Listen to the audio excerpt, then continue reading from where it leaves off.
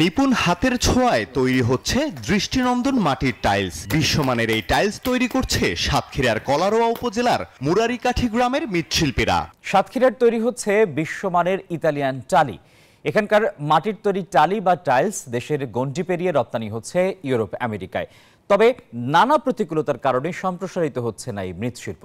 দেশের এই সম্ভাবনাময় শিল্পকে বাঁচাতে সরকারি পৃষ্ঠপোষকতা চান কারখানার মালিক ও রপ্তানিকারক প্রতিষ্ঠান। বিস্তারিত ডেস্ক রিপোর্টে।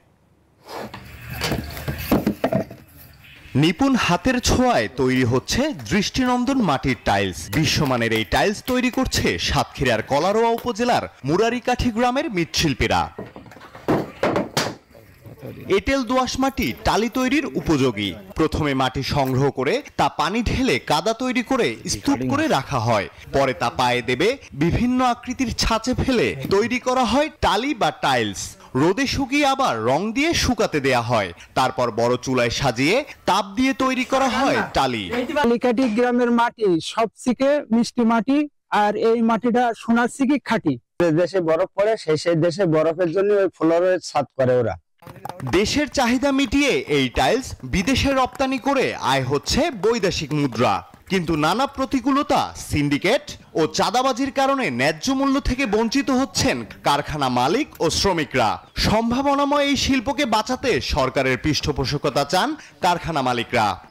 বিভিন্ন সরকারের সংস্থার বিভিন্ন দিক দেখে প্রশাসনিক বিভিন্ন ব্যবস্থা যদি নেয়, তাহলে আমরা এই ব্যবসাটা সুস্থভাবে পরিচালনা করতে পারি। এই শিল্পটা যাতে ধ্বংস হয়ে না যায়, এই শিল্পের বিকাশ ঘটানোর জন্য আন্তর্জাতিক বাজারে প্রচারণার দরকার রয়েছে।